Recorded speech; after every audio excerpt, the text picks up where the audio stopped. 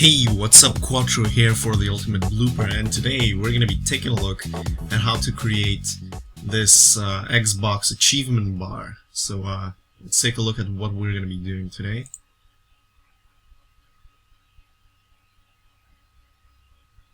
So we got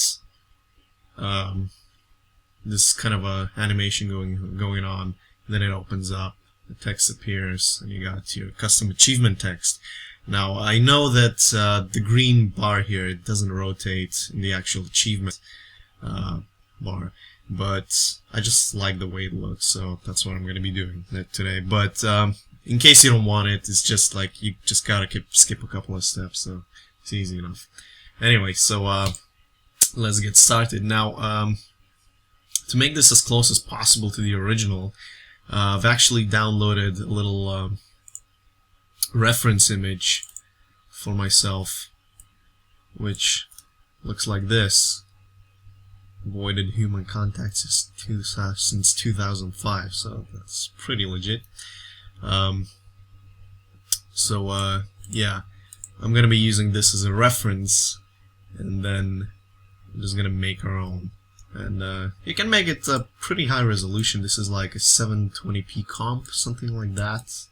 I've actually trimmed it to fit this thing here, but you know, you can make it as high resolution as you want or as small as you want. It doesn't really matter. And when you're done, you can just drop it into another composition and have it overlay the video or whatever. So it's kind of a broad use there, and you don't necessarily need to bake in the text. You can just add it later. You can render out a PNG sequence of this, or like a video with an alpha channel of just the bar without any text, and then you can add in the text in later on, so you don't have to create the bar or use this composition every time. You can just like create a stock video thing. So you know, the possibilities are endless. So let's get cracking with it. So I'm gonna be using this achievement image that I downloaded off Google Images. I'm going to be providing these images as well, so they're going to be in the download, in the description. Yes, you know. Anyway, so we're going to be using this one, and it's kind of too small right now. It's not that much we can do with it. So what I'm going to do is I'm going to right-click on the composition and choose composition settings.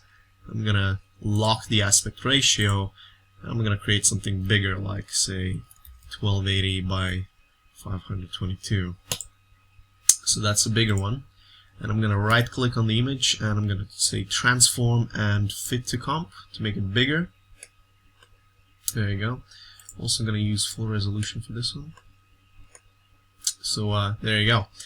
So the first thing is that we need to do is we need to make this gray area here, the gray bar itself. So I'm gonna say layer new solid, or Control Y on Windows, and I'm just gonna use a custom color. Just pick that one, say OK, and create a new solid. Yep. I'm just gonna move this to the side. There you go. So I'm gonna shut this off for a second, and to make this a little bit easier to align all the objects and solids together, I'm gonna click Control R or View Show Rulers, right? To show the rulers. And what I can do is, just like in Photoshop, I can click on the ruler and drag out these little guidelines, which are gonna make it a lot easier for us to align this stuff later on. So that's pretty good. So again, I'm going to click on the solid, and I'm going to choose an elliptical mask tool. I'm going to click in the middle. It's going to lock on to that crosshair thing. I'm going to click in the middle. I'm going to drag it out. But if I click Control, it's going to drag from the middle. And if I click Shift, it's going to make it a perfect circle. So what I want to do is just create this circular shape around where on the outer edge of where it would end. And then I'm going to take the pen tool, and what I'm going to do is I'm going to zoom in all the way in there to the top, and I'm going to just add another point here, right? And I'm going to add another point at the bottom, as close as possible to the original Bezier point, right? So then I'm going to pick that newly added point. I'm going to pick, holding shift, I'm going to pick this point, and I'm going to pick the other point that I've created, zoom out, and I'm going to just click shift and use the left arrow, the right arrow to just move these points to the side. There we go. And if I unhide the layer now, you can see that we have this perfect little mask. There you go, so I can just hide the rulers. This is good stuff. That's half of the job already done. No, I'm joking. Okay, so I can hide that layer. Now I need to create the black crosshair type thing here. So what I'm going to do is, again, I'm going to click Control Y or Layer, New Solid. I'm going to pick a black solid. Click OK. I'm going to hide it for a second. And I'm going to again use the elliptical mask tools. And I'm going to draw a couple of masks. And I'm going to again hold Control and Shift to make them perfect circles. So I'm going to draw one about there. I'm going to draw another one about there. I'm going to draw another one about there. I'm going to draw another one about there. There you go. So that is that. If I unhide it, I can see just that. But what I want to do is I'm gonna mask 2 is this inner circle, and I want it to be subtractive. There you go. And the mask 4, I want it to be subtractive as well. If you don't see these options, you just gotta click M on your keyboard and it'll appear.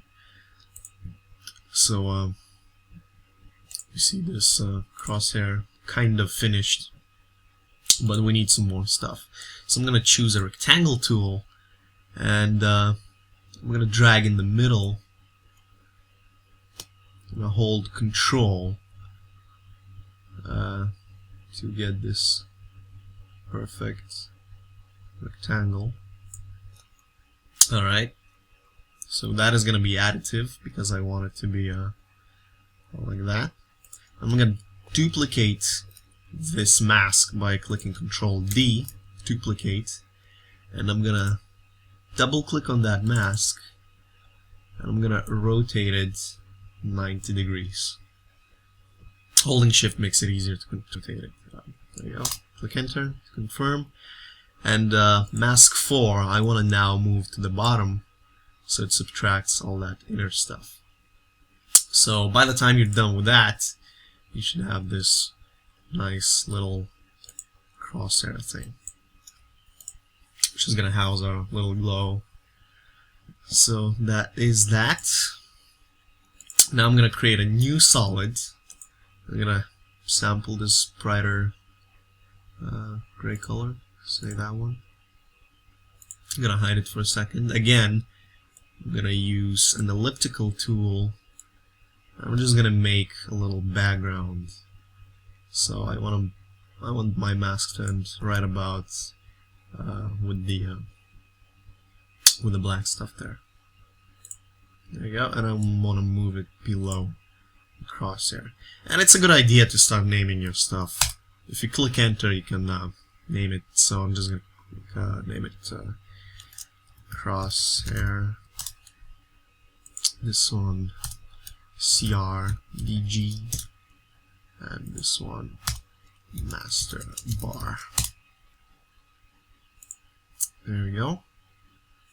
So I can hide that again for a second. Now I want to create the glow inside there.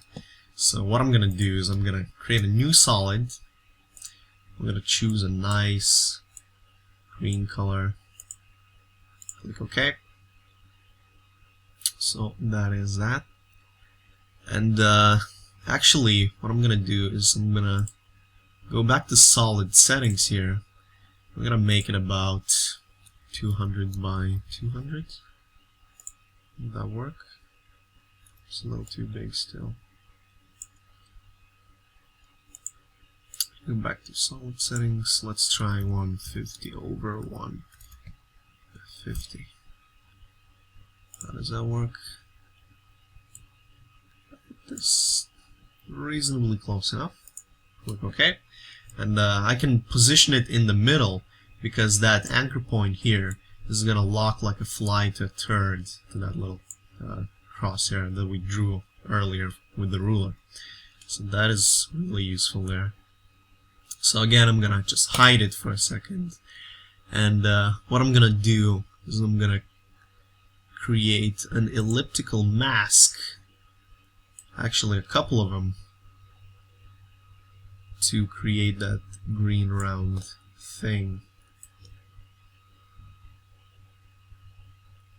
Make sure it ends somewhere inside the black bars that you drew. So the second one I want to be subtractive. That's what we got so far. And I want to subtract these 3/4 of the green bar that we don't really need. So what I can do is just use the rectangle tool and just use subtract.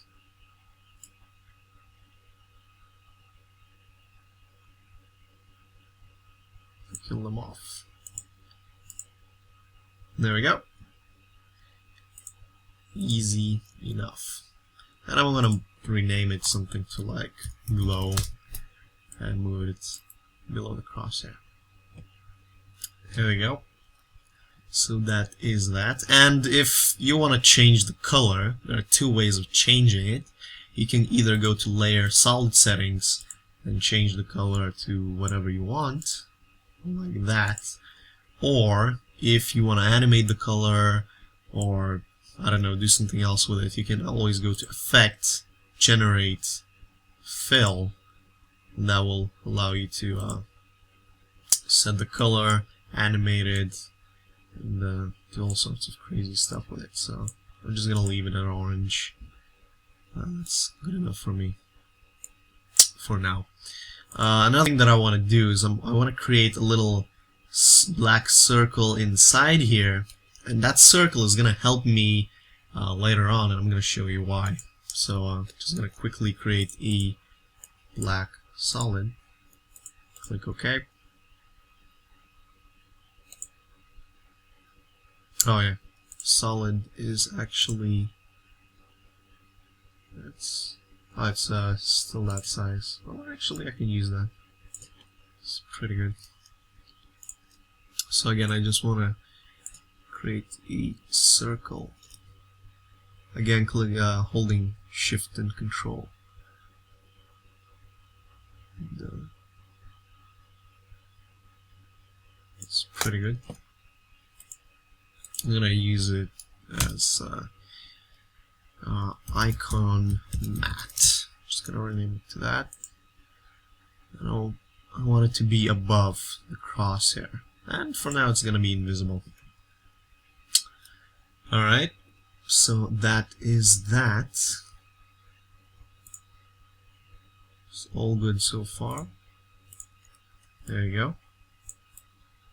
Now, I want to make this into an animated thing. So how do I do that? Now, we're gonna do a little bit of animation. But actually first let's finish off the icon. And I have this Xbox icon here, which I've downloaded off Google again. I'm gonna provide it in this, a link to it in the description, so you can use it. So I'm just gonna drag it in there.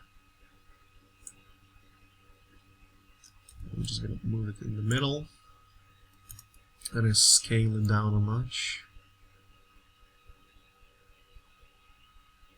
Do something like that. There you go. That seems about right. Seems a little too bright, so what I can do is just go to Effect, Color Correction, Curves, and just darken it a little bit.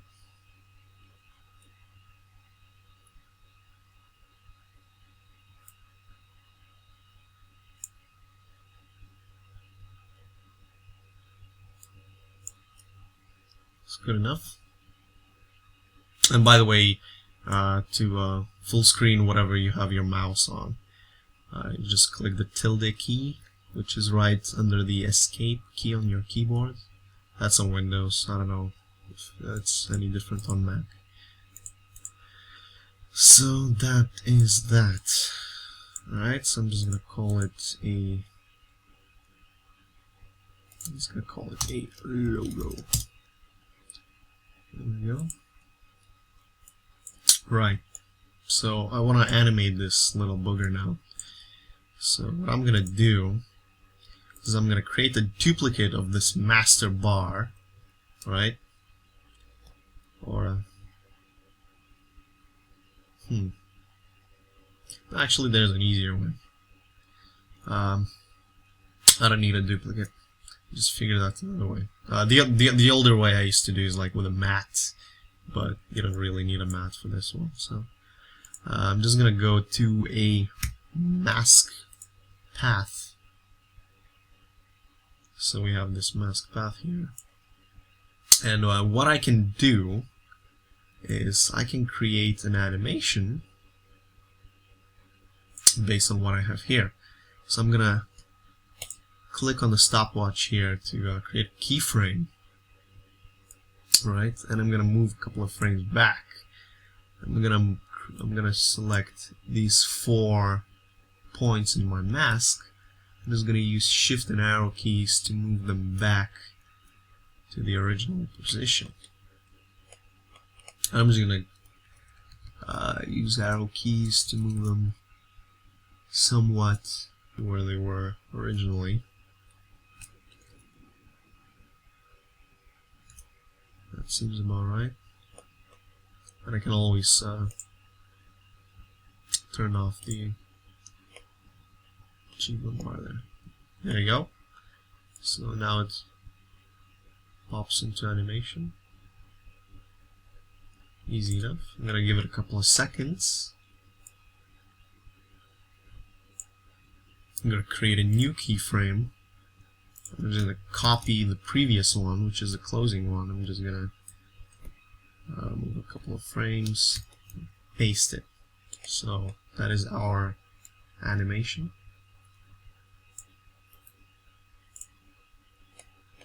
There we go. So that's gonna be our opening and closing animation, right? So another thing we want to animate is this glow, and it's going to be really easy to animate it. And what I'm going to do is I'm just going to press R on the keyboard to open up the rotation parameter.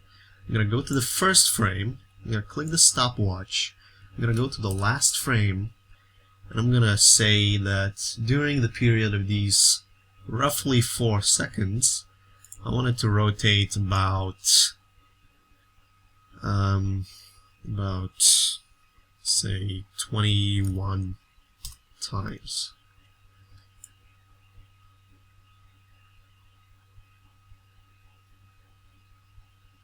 Alright. So let's preview what we've got right now.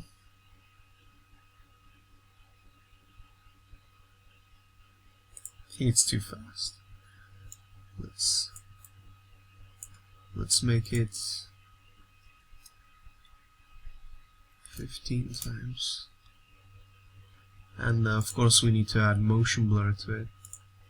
Now the cool thing with masks is if you add a motion blur, the mask will just fine. It will just blur out the way it's supposed to be. So that's good. Also, you can control the amount of motion blur. If you go to the composition settings and you go to the advanced tab, you can control how much motion blur you want with the shutter angle. so I usually leave it about 500 something for this kind of composition here. It just looks good to me. So let's see how it looks. Of course, the more motion blur you have, the longer it's gonna render. And I'm working on a pretty piece of shit machine here, so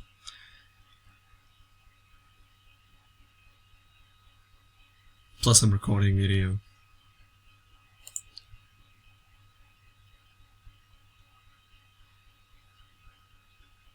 I think it's pretty okay. Let's leave it at that. Let's make it, say, a little bit slower at 13, or actually 12. That's good. Second. And as you can see, we have this movement here, which is not that smooth. So what we can do is enable motion blur for that layer. It's just gonna blur it out a little bit as well, which just makes it look smoother. So that's that. Next, what we want to do is we probably want to animate the whole thing, punch in, punch out to the camera. So it's quite an easy way to do it is if we create a new layer, a new null object, right? I'm just gonna, for convenience, I'm just gonna move it in the middle here. And if we parent the logo to the null, the matte to the null, crosshair, the glow, and the background, they're all parented to the null object. Master bar is not supposed to be parented, right? So what we can do now is, just before this punches out, let's go to, say, this frame. I'm gonna open up, I'm gonna press S on the keyboard, and I'm gonna set the keyframe for scale at 100%. I'm gonna go back a couple of frames, so about 2 frames, and I'm gonna scale the null object out. This is what I'm getting. See? How cool is that? If I go about 3 frames back, I can set it to 100% again. And we want to enable motion blur for all of these layers. There you go.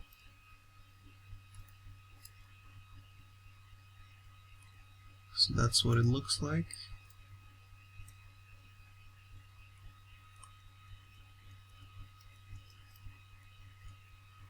And I think that's it really for this animation. It's quite an easy one. Just animates. Then when it closes, we can set another keyframe and just give it a few frames to zoom into the camera. There you go. That middle keyframe we can probably press F9 to set it to easy ease. It should be good enough. Let's preview at half resolution.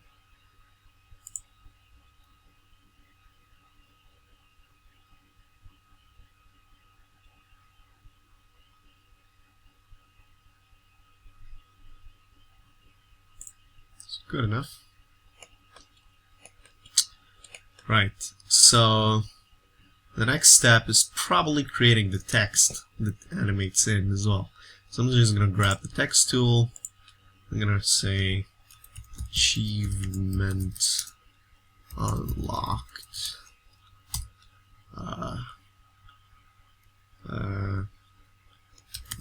Became a hobo. It's always a good one. It's a very good achievement. never underestimate achievements.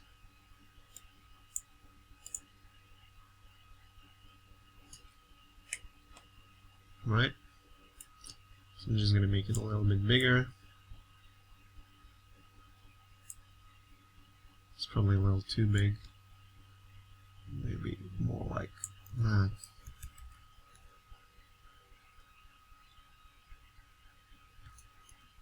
It's pretty good. There we go. And all we need to do is just animate the opacity. So at this point we want the opacity to be 0. I'm gonna move a couple of frames.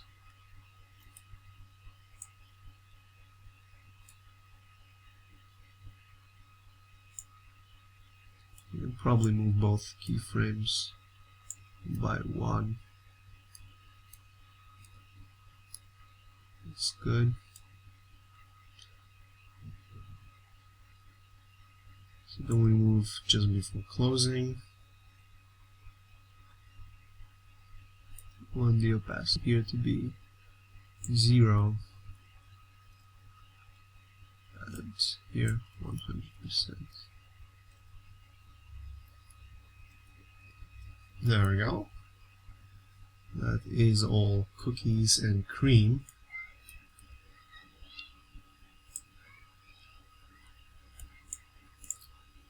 Let's see what that looks like.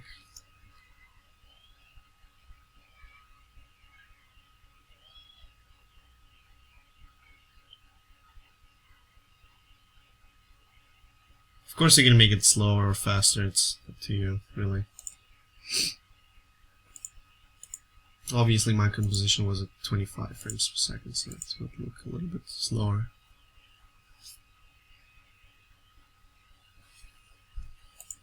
Alright. And the final touch now is to make the whole thing disappear. Now you can make it a couple of ways. Since you have this in a pre-comp, what you can do is just drop it into another composition and then just adjust this composition's opacity levels to kind of fade in and fade out. Or there's another way to do it in this composition, so you can render it out and later drop it into, say, in like a video or whatever as an overlay. You can create a new layer, a new solid. I'm just gonna say make comp size, click OK. It doesn't matter what color it is, it can be invisible even. So what I want to do is I want to change the mode to Stencil Alpha, right? So it becomes invisible, and it doesn't do much, it doesn't do anything, or so it seems.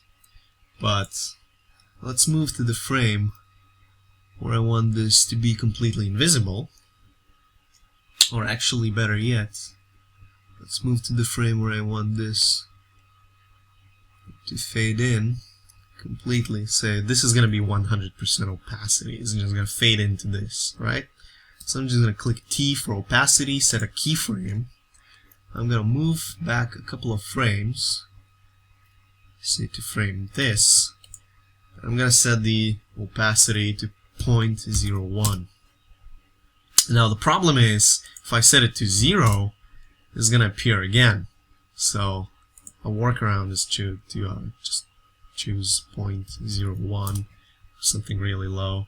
And what Stencil Alpha does is it samples the alpha or the transparency of this channel to drive the transparency of all the other layers below it. So this is going to be our master transparency control. So it's kind of a cool way to do it. And we can just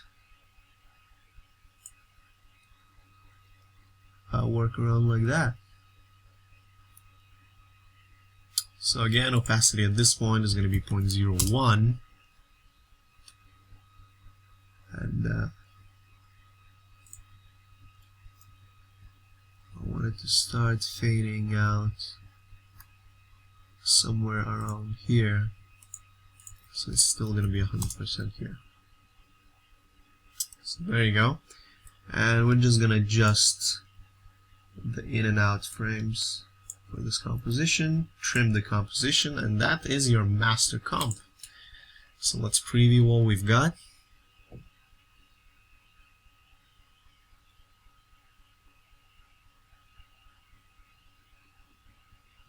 There you go. So that is done and done. Brilliant, isn't it?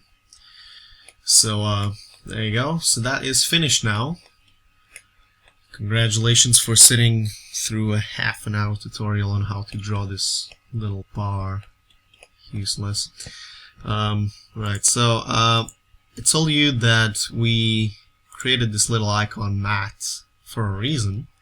And the reason is, if we wanted to put in another drawing or another layer or like something that doesn't quite fit in a circle, right, is, well, creating a mask for its own is going to be a little bit tedious. So what we could do is, I'm just going to quickly illustrate that. I'm just going to duplicate the logo layer. I'm just going to drop it below the logo matte. I'm going to make it visible. I'm going to scale it up so it doesn't fit, right? So let's say it's not rounded, maybe it's a drawing of a person or a face or whatever, something that doesn't quite fit in the boundaries. So what we can do is we can go to the track matte options and set it to alpha matte, icon matte, and then the icon matte just trims the whole thing into the circular area. So this is how you can put in like a, I don't know, little photograph there, or like a little, I don't know, middle finger, whatever, you know, it's up to you what you want to do with it. So that is that, and I think we're done here. So that's a wrap. So congratulations, now you know how to create this. If you want to animate, I know that in the original Xbox achievement bar, you can see a little, like a trophy icon there, and it kind of animates in and out. So you can animate that yourself with transparency options. Just make like two items in there and just kind of alternate between them with opacity or animations or something like that. So there you go. And one option would be, if you don't want to use this composition, or if you can't use this composition, say you're editing in Sony Vegas or Final Cut or something like that, and you don't want to use an After Effects composition every time, or don't want to move your edit into After Effects every time you want to add this, what you can do is remove the text and just render out this sequence here. And you can go to composition, add to render queue. Obviously trim the composition a little bit, but I'm not going to do that. Just go to composition, add to render queue. I'm going to click on lossless.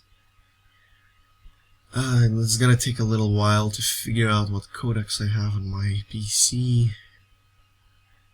I hate it, really. It just takes forever. Anyway, so you choose a QuickTime format for that, and in the format options you choose PNG and quality 100%, and be sure to include the alpha channel. If you include the alpha channel with the PNG encoder, what is going to happen is you're going to render a movie, a little sequence, which is going to have transparency in here and is going to be not transparent in here. And wherever you have motion blur, say in these places, you have motion blur, it's going to be semi-transparent, just like you see here. So basically what you can do is just render that out, put it into a composition, say in Sony Vegas, Final Cut, whatever your editing software is, you can put it in there, and just save yourself a little bit of work. And Obviously, you can put like text in Premiere or wherever, so you can just put text in there. And the font that I used is just regular Arial font, simple one. I think that's what Microsoft used anyway. So as you can see, Arial looks pretty good. Doesn't look that bad. So there you go. So thank you for watching this tutorial. I hope you've learned something new. Hope it wasn't too long or too annoying, but then again, all the tutorials are like that, more or less. If you can, please check out my Facebook page. Please do subscribe for more quality content and tutorials. You can check my DeviantArt page as well for if you like, photography or 3D. So, main thing is subscribe for more content. That's the only thing I ask. It costs nothing. Maybe a little bit. Anyway, so thank you for watching, and we will see you next time.